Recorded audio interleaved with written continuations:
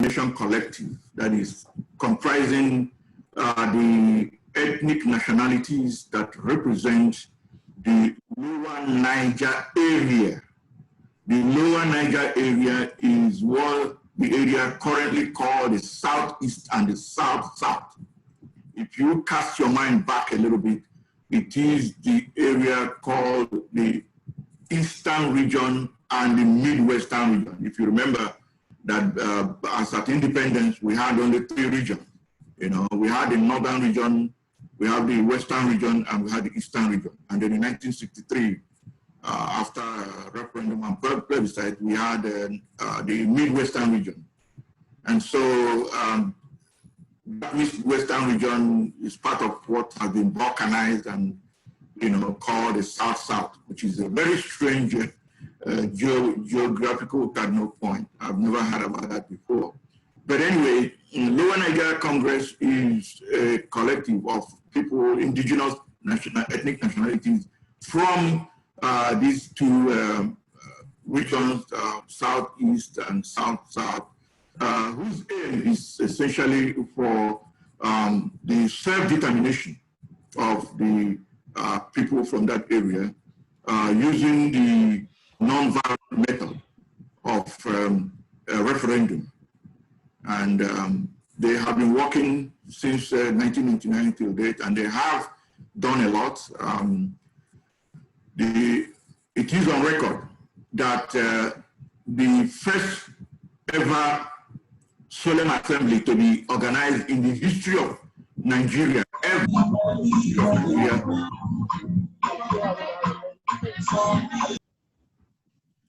First solemn assembly ever to be organized in the history of Nigeria was done by the Lower Niger Congress on the 27th of April 2015. They are also part of the MNN alliance partners, which comprise this, the Middle Belt, the Southwest, and this same Lower Niger area, who have also organized what they call the Freedom Park Proclamation of December 11, 2018. And right now, their trajectory is on having a constitutional force majeure. That is what they are about to execute now. So the Lower Niger Congress is a collective of self-determination of the indigenous ethnic nationalities of the Lower Niger area.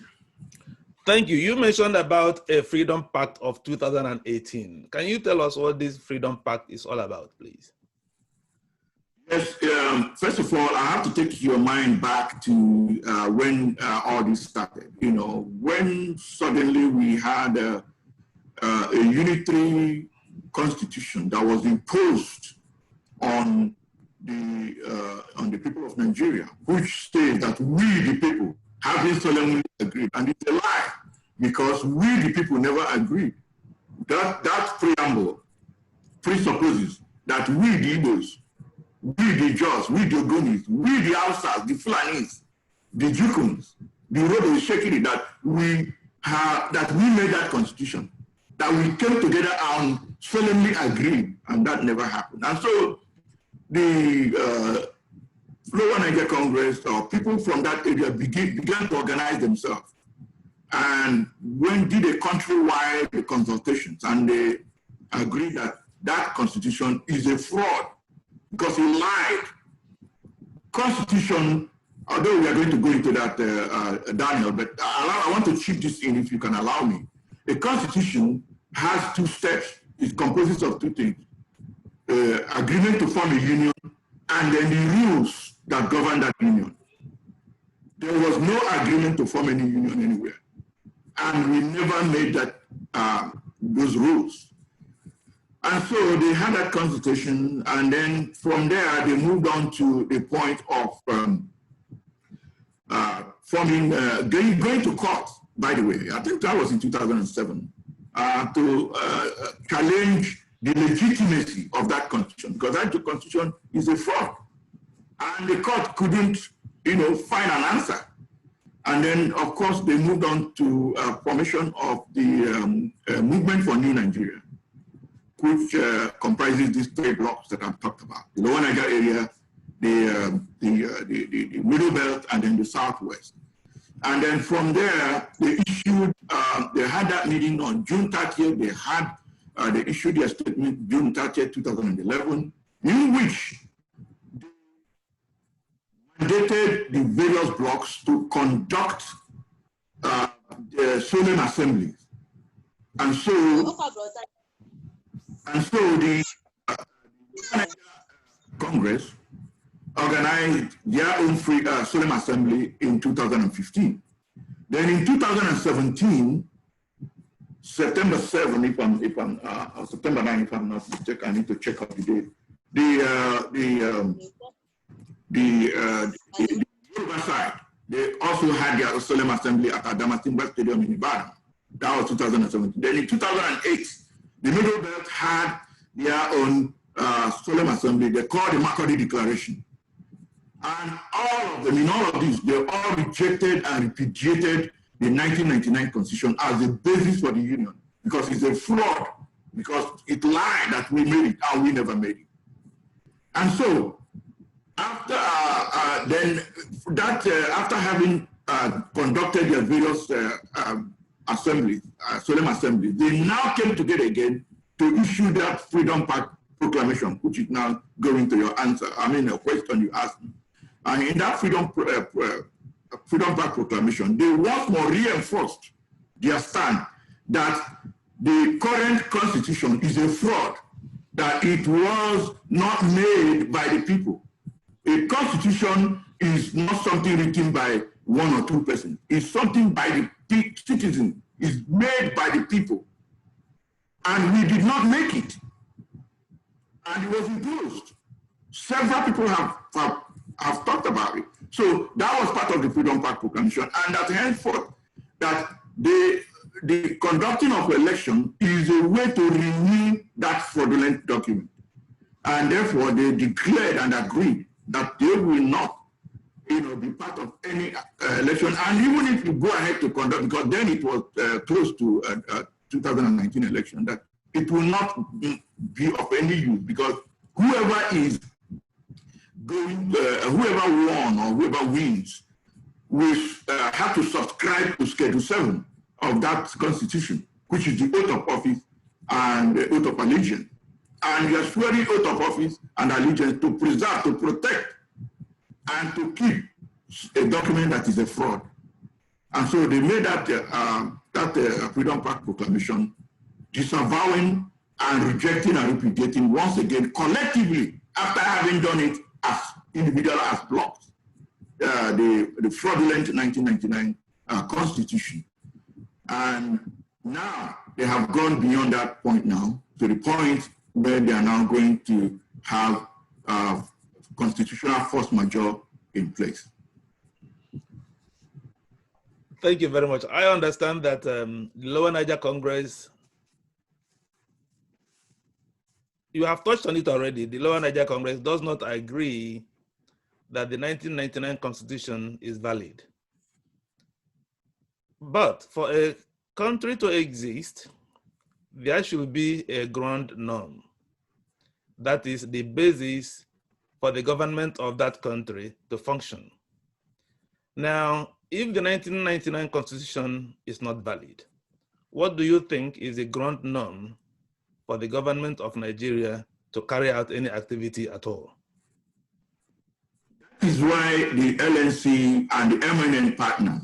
By the way, let me make a further clarification, because people may misunderstand this. At this point, when that Freedom Park, and that's a vital aspect of it that I left out, and I apologize for that. At that point of Freedom Park Proclamation, it was no longer an LNC or MNN activity. It becomes what is called the NINAS, N-I-N-A-S. Please, I need you to take this down, Daniel. N-I-N-A-S. Nigeria, N for Nigeria, I for indigenous, N for nationality, A for alliance, and the S for self-determination. So NINAS, or N-I-N-A-S, is Nigerian Indigenous Nationality Alliance for Self-Determination. They are the ones that were responsible for the freedom. It was a platform for that Freedom Park proclamation. And it is also going to be the platform for this upcoming constitutional force majeure. Now, going to what you back to the question you asked me, the MNN alliance partner under the platform of NINAC have now decided that yes, we are not going to have a vacuum. We're not going to have a vacuum. I agreed. The 1999 Constitution is a fraud, but it is a grand norm, like you said. The constitutional force majeure is saying that no problem. The president should still be in place. The minister should be there. The governor should be there. It's trying to replicate like what we had in South Africa. Remember in South Africa when they formed the CODESA, if you remember that, Daniel, the CODESA was a transitioning body that now was able to come up with the South African Constitution. The apartheid government did not vanish while CODESA was there. The apartheid constitution did not vanish. The apartheid constitution was still there. The apartheid government was still there.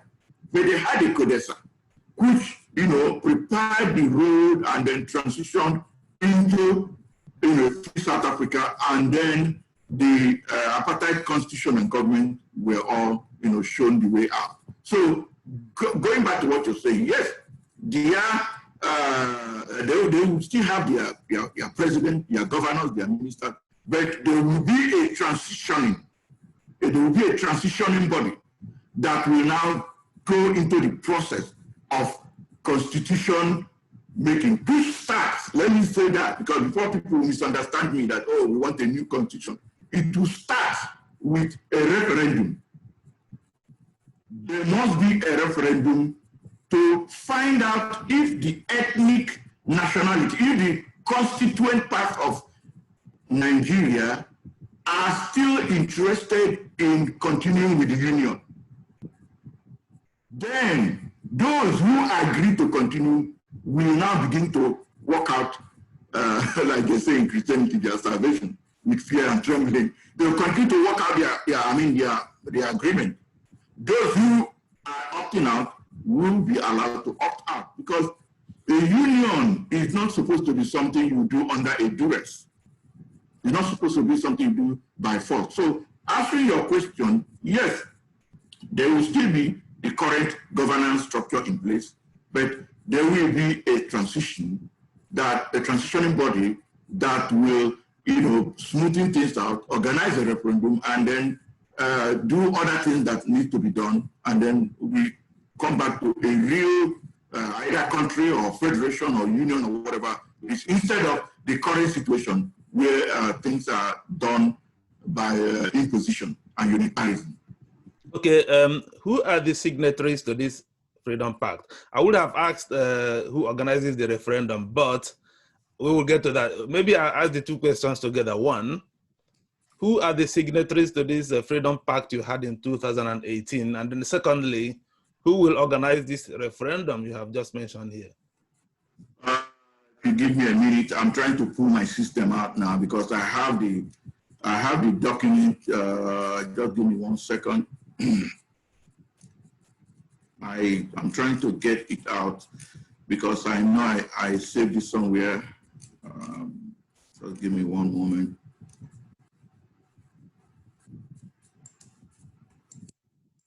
System is very slow. That's okay. System is very slow. I want to pull up the Freedom Pact proclamation. Okay, there you go. I think I've seen it now. Give me 1 second. I'll pull it up.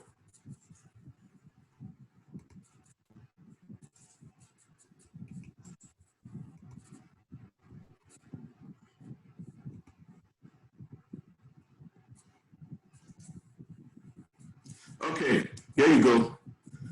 Yep. All the names, or you want me to read out the Well, if you can give us the names or whichever way you want to go about it, because our listeners would like to know. Okay. Who are All right.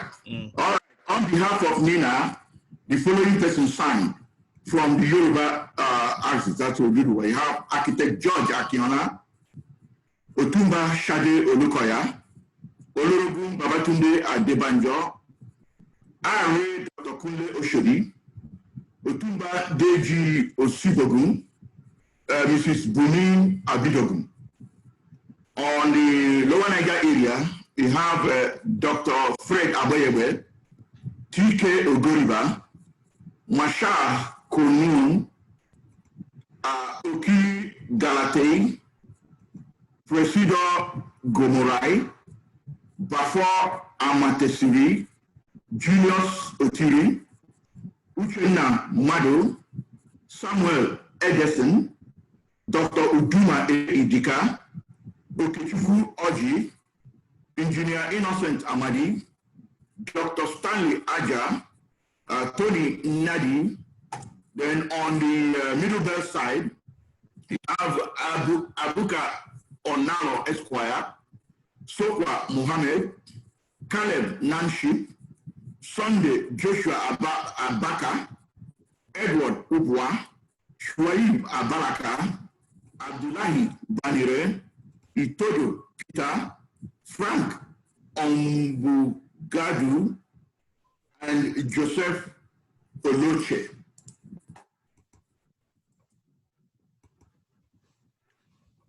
Okay. Now, the next arm of this question is, how do you intend to achieve this referendum? Who will organize it? Of course, the referendum will be a UN supervised and UN managed referendum. It's not, the matter is going to be something that the UN will be managing.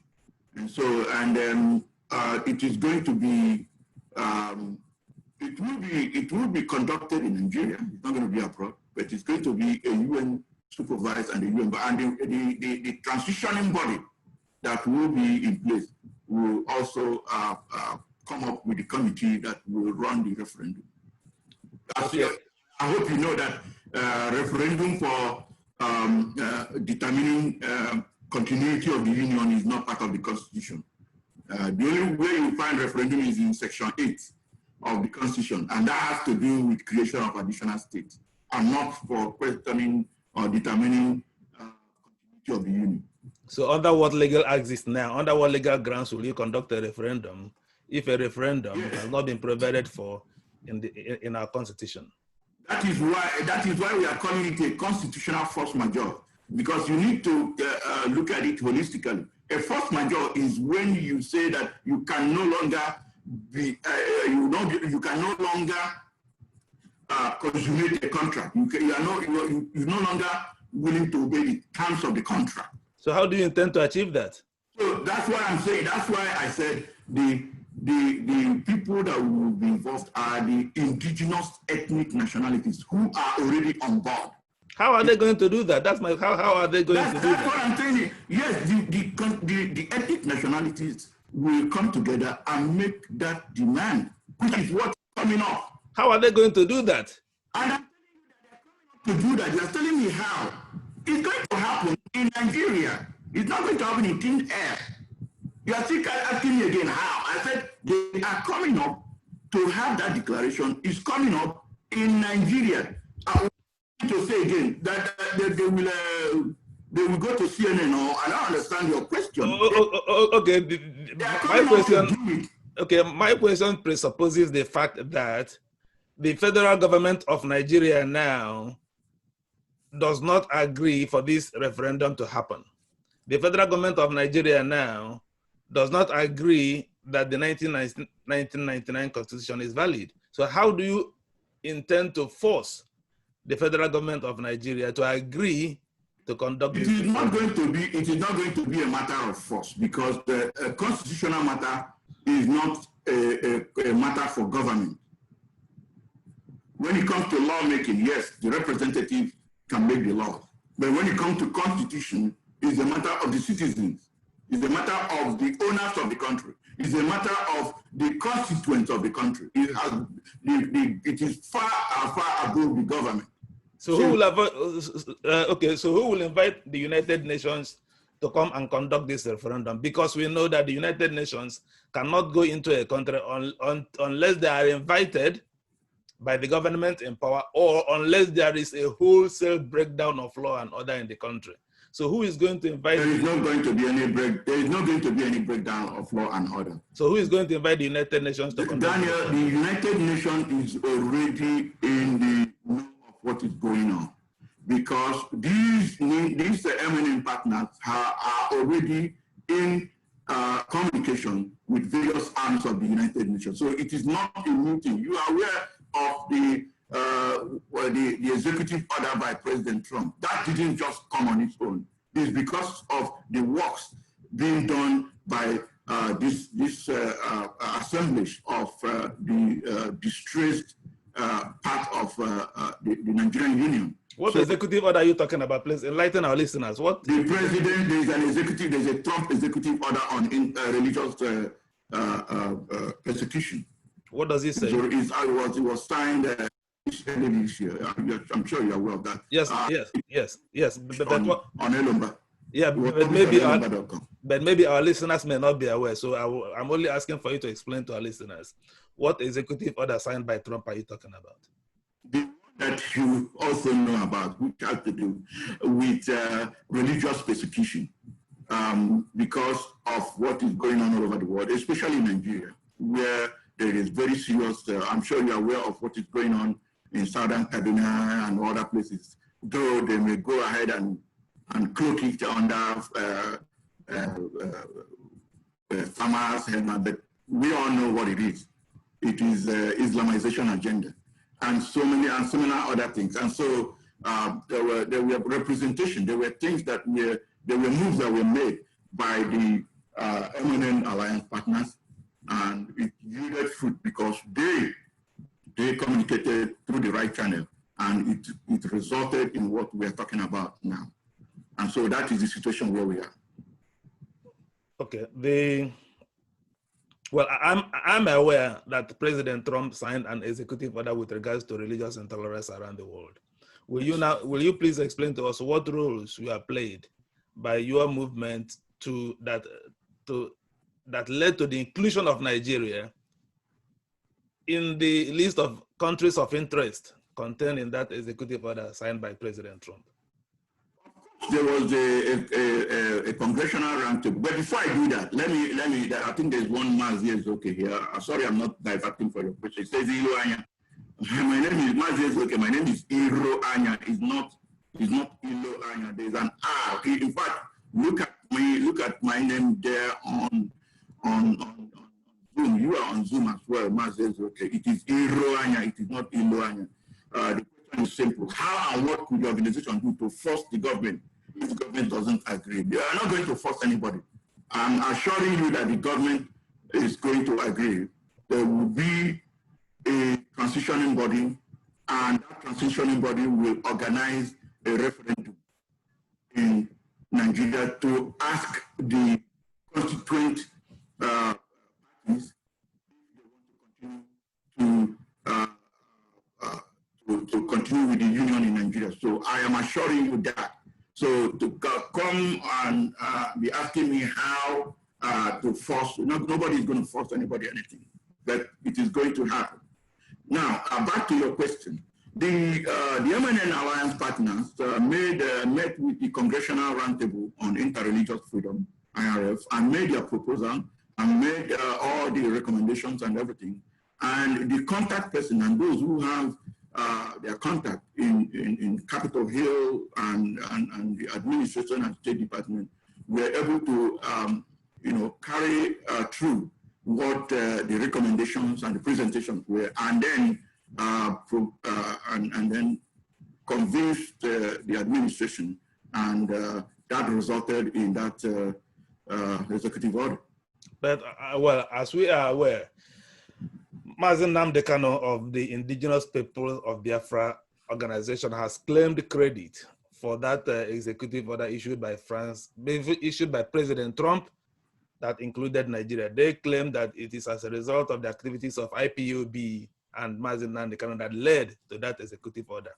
Are you saying now that it is your own activity that led to the order, or that it is IPOB's activities that led to the order, or even that it is the activities of the Christian Association of Nigeria? Because we also know that CAN has also been raising a lot of hell about the killing of the Southern Kaduna people and the people of Middle Belt that happened in Nigeria. There also talks about that it is about the killing of Christians in northern Nigeria. So are you saying who actually worked for the inclusion of Nigeria into this executive order? Is it your organization? Is it Christian Association of Nigeria? Or is it IPOB? Let me say two things here, and I want you to fact check that. Number one is that this whole thing is about protecting Christians. That's a fact you need to check, right?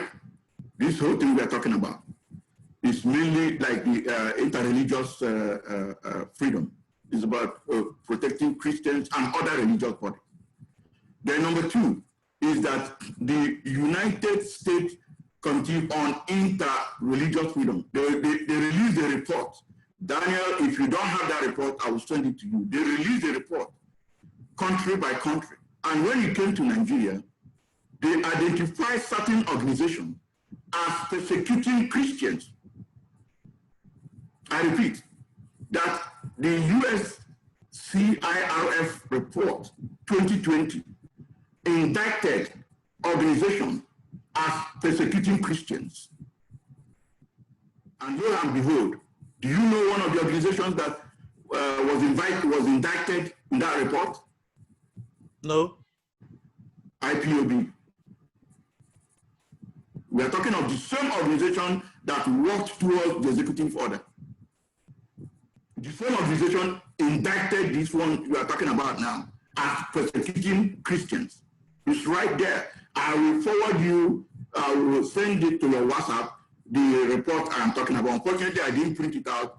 I wasn't expecting you to go in this direction because, I mean, I was here to talk about Nigeria and also what. I don't. So sorry. I didn't want to go into comparative analysis with. No. But I don't understand them, Mr. Iroanya. You are saying that this executive, this American report indicted IPOB as persecuting Christians in Nigeria. The IPOB led by Mazi Nnamdi Kanu. I will send it to you on WhatsApp. Forward it to you, and I'll direct you to where it's stated you. You begin to talk about it. That's why I didn't want to go into that route, because it's going to open up a lot of kind of worms. Well, I don't think this program is called the hot seat, so we are not afraid of opening up a can of worms. Okay. Now that we are on this level, I understand that you were formerly with Mazi Nnamdi Kanu in IPOB. Can you tell us about your relationship with him? Again, Daniel, I expected this interview to be about, Nigeria at Crossroads and if there are alternatives. Are we going to dismember? Are we going to remain at one? What do we need to do? I am not going to go into that direction of talking about other organizations or what transpired or something like that. So if you don't mind, I would want us to stay focused on the topic. Okay, now Nigeria is at crossroads. What makes us believe? What do you think has led Nigeria to this situation now? And even, is it in fact true that Nigeria is at crossroads? Because that is fundamental to the topic. Is it true that Nigeria is at crossroads? And if they are, what has led us to this impasse? Exactly. Nigeria is undoubtedly on a crossroad. And it all started in 1966 when the military made their incursion into Nigerian space in terms of governance. And with all the things that happened then, especially Decree 14 of Gowon in 1967, that abolished the regions. That's where all the problems started. You know, you and I know what happened, you know, declaration of Biafra, the war and all that. And since then, you know, things have gone from bad to worse, from frying pan to fire. So we have a situation where, you know, somebody will sit down and write a constitution and impose it on the other, and then expressly state that a country is indivisible and, you know, indivisible, and that you cannot, you know, divide the country. At the same time, acknowledging, you know, having a law in terms of Cap A9, Laws of the Federation of Nigeria, 2004, where Article 20 there says that the indigenous people, they have the right to self-determination. But in the Constitution, that is torpedoed by Section 2, subsection 1. And so you also have a situation where you know, the assets and the rights of the citizen are seized. If you go to Section 79 of the 1963 Constitution, it's very clear there. Something like electricity is the absolute control of the regions. If you go to Section 141 and 140 of the same 1963 Constitution, the revenue allocation and everything is clearly spelled out. Minerals and everything, 50% go to the owner before we begin to talk of you know, giving something to the center. And so the whole situation becomes, you know, a very chaotic, such that, you know, the country is kind of lopsided. And now you have a constitution that says that there shall be no state religion at state level and federal level in Section 10.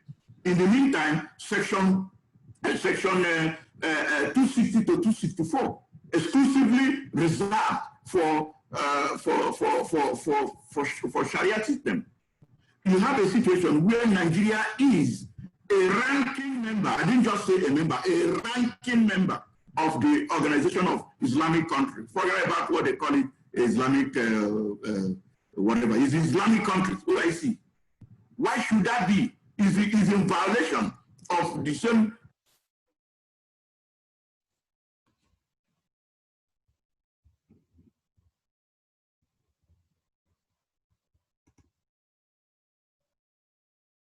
Sorry, gentlemen, I don't know what happened. Our guest suddenly disappeared. Let's hope he will come back.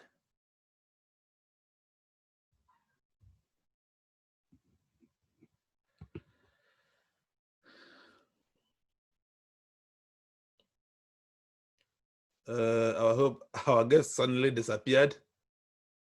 Let's have some patience, please, to see whether he will come back.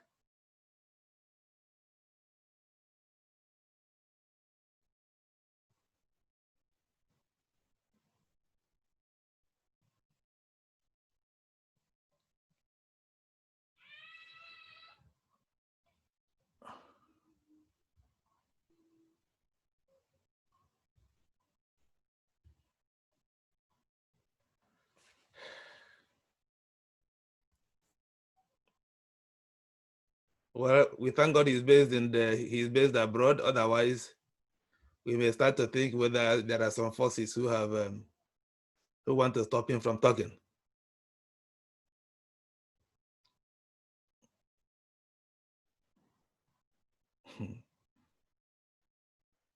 Let me see.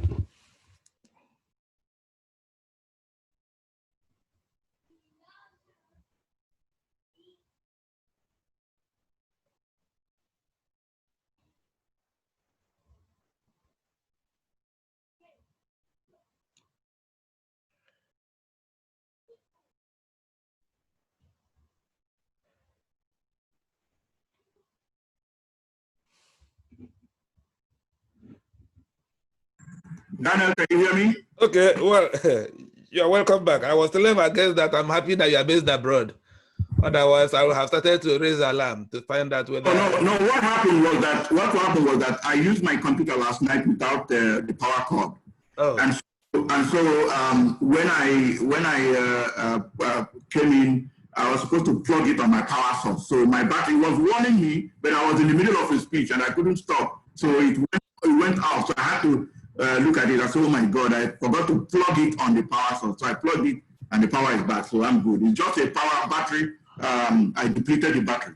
All right. I hope you've not lost your train of thought because you I was trying to tell you why.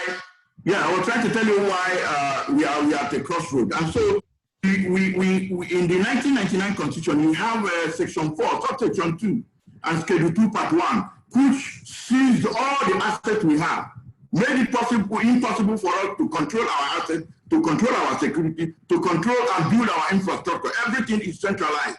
And so it is anti-development.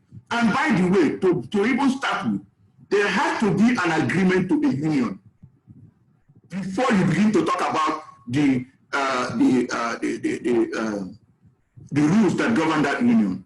The question now is, let us tell ourselves the truth. If we conduct a referendum today, can we beat our heart and say that all the ethnic nationalities, all the constituent components of Nigeria, we say that they agree for us to coexist as a nation? Is there anybody here who is among the people that log in this Zoom, plus those who are watching us live all over the world? Can anybody beat his heart and say yes, that all the ethnic nationalities will say yes, that they want to continue in this kind of lopsided union, where it is only the Northerners and outside planning Northerners people that are qualified to be EFCC chairman? That it is only in the northern part of the country that you have 95% of the military institutions till date. That they started what they called a quota system, whereby if a child scores 3 from Zamfara to a federal institution, that child, or even in recruitment or whatever, if there's an exam, that child will be qualified, or that candidate will qualify. Whereas somebody from some part of the country scores well more than 70 to 80%, still will not be able to make it. And you are telling me this is a god, and they started this in the 60s, in the 70s. Is it not supposed to have a time frame? Daniel, can you do affirmation, forever? It doesn't go that way. And so we cannot, this is not, it's not sustainable. What is electricity generation, for goodness sake? I'm an engineer. I know what it is to generate electricity. Nigeria has the 6th largest gas reserve in the world. All you need to do is to get that gas and scrub it, compress it, and send it to a turbine. It's as simple as that. But when these things are done, left in the hands of the federal government, it's not going to work. And why is it in the hands of federal government? Because there is a social contract, aka the constitution, written by some group of persons, which in this provision, Section 4, Subsection 2, created what is called exclusive list, and in Schedule 2, Part 1, included electricity generation, transmission, and distribution as under the control of the federal government. So when you look at all these things in every aspect of life, you find out that I don't even want to go into security. I don't want to, because that one is there for everybody to see. You see that Nigeria is really at a crossroad. And we have come to that point where we begin to ask ourselves, is this really, do we really think it is feasible for us to be in a union? We need to ask ourselves that question. In fact, that is the fundamental, that is where we start. Should we be in a union? In the first, must we all be in a union? If not, then let's those who don't want to be in that union go their way. And then if we must be in a union, then what are the terms of the condition? Are we going to be in a union of equal partners? Or are we going to be in a union of master-slave relationship? So that is the situation. And that's why I said I totally agree that Nigeria is at crossroads, completely crossroad, 100% crossroad. Our listeners, thank you very much, ladies and gentlemen, for staying with us so far. From this point on, you are free to indicate whether you want to ask a question. Simply indicate on the device, and I will call you up to ask a question or make a brief contribution. If it's a question, fine. If it's a contribution, then please keep it to less than 1 minute. Now, my next question is, if Nigeria is at crossroads, what should be the solution from now on? What do you think the people of Nigeria can do to start solving their problems? Is it time for dismemberment? That is another second arm of our topic today. Is it time for dismemberment? It's very simple. We are making this thing very complicated, Daniel. This is very simple. And your question is a very good one. What do we do? We start from the question of, can we find out if we should actually continue using all of us? Can you take that person out, please? Can you take that person out? Thank you. So, look at all these niggers. Go on. Bro, fuck all black people, dude. That's fuck all black people, bro. I wish Hitler would have killed black people instead of Jews. I wish Hitler would have killed black people instead of Jews. I'm for real. Sorry, I don't see who is. Mother love me long time, long time.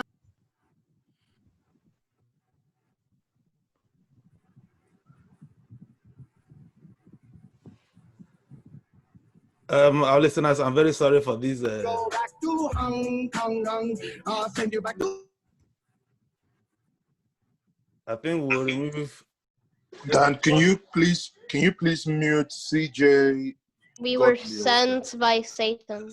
CJ Gully, right? Or even remove him, isn't it? Okay. Is there another person that needs to be removed? Daniel, you're making me so horny. Who is the? I can't see anyone. Where is this from?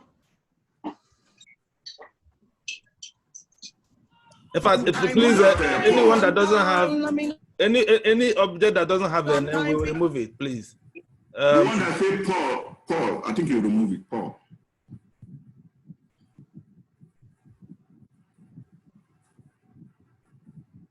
Okay. I can't see any other. Galaxy S6, please put your name there. Galaxy X10, put your name, please. Otherwise, we'll remove any device that doesn't have a name. Galaxy X10, please rename yourself. Galaxy S6, please rename yourself. Thank you very much.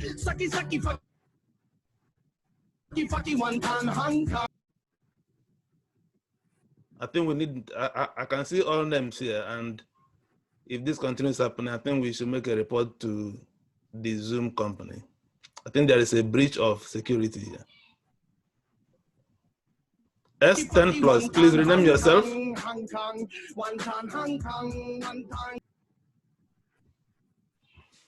You are under attack, I believe so.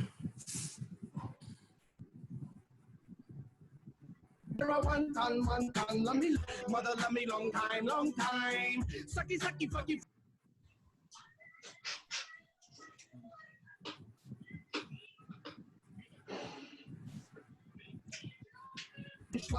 Go back to Hong Kong. Okay, Dan, I think this is what is happening. This meeting has been hacked. So what they do is they unmute anybody and they play that background song. Okay. Now they've unmuted Davis Peter and played it. The next person, they are going to unmute another person to play that song. So it's a security issue that I believe should be reported to Zoom anyway, because this is a security breach. Yes. If it happens again, then I think we will stop the meeting and then allow people to log in again if necessary. But let's see whether it will continue. If it continues. I think someone hacked into the system, please. I think, David Peters, I'll have to remove you Because I think you are No. being unmuted regularly now. Then you have to log in again if you want to. No. It's not about the visitors. It's happening. Look, watch out the participant. It's happening on even at your own. The last two one was played from Obuefi. So it's not about them. So I think and they are using different names. They put my name now. They see my name there. They are using the Clifford Iroanya now. Okay, let's unmute. Okay, let's end the meeting, and then please, if you can log in again. Yeah. Now share the new. No. You can, if you end the meeting with the same login details, they will still do the same. The only way to do that is to recreate another one. I don't know which easiest way to send people to come back on. This is very unfortunate, for which we apologize profusely. But afterwards, extract this bit and send it to Zoom because it is not designed to be this way. Okay, I think we should end the meeting. I'm sorry, Mr. Iroanya. I think we have to resettle this meeting and come in another time. Dr. Iroanya. Or we, I don't know. It's since it's already scheduled now, just recreate another meeting and reshare now, so people can just go ahead. Are you sure they will not hack into it again? No. I think they were able to hack this because it was shared like that on Facebook. I think that's what my thinking is.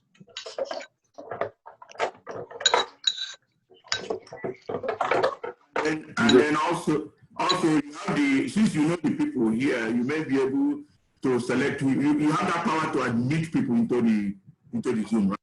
You have that. No. Right? You mean to remove everyone and then allow people to log in and then I'll have to admit them? No, like it's okay. Is suggesting if you create another one and send out the details, then don't you have the admin right to admit people as you wish? Yes. Alternatively, rather than create another one, yank everybody or let everybody leave, then come in again. But now you go to settings and say only by admission. Yes, that's what I'm saying. That's what I'm saying. I think